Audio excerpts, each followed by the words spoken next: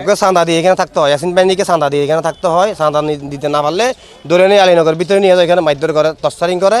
বেশি প্রতিবাদ করলে ওখানে মেডিতে ফুটে ফেলে একদম। এত বড় সন্ত্রাস ও নিয়ন্ত্রণ এখানে।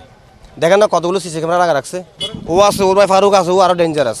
আরেকটা আছে ওর বাড়াটিয়ে গুন্ডা জামাই ইয়াসিন, নুরুল হক ভান্ডারী, ওরা সব এখানে নিয়ন্ত্রণ করে। ভাই আমি তো এখানে ছিলাম, বাড়া ছিলাম এখানে, একটা বাসাতে আমি বাড়া ছিলাম।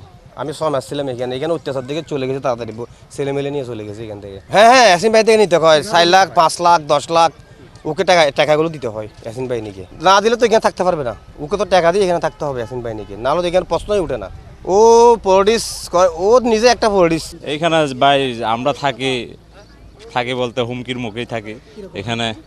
হুমকি বলতে যে আসে সেই এইটাই। এখন সন্ত্রাস এখান থেকে একবার করে ফেলক। আমরা চাই এটাই, সাধারণ মানুষ আমরা যারা জীবিকা দিনে খাই দিনে আনি, তারা বসবাস করি এখানে, আর নিরাপত্তা থাকবার জন্য এটাই।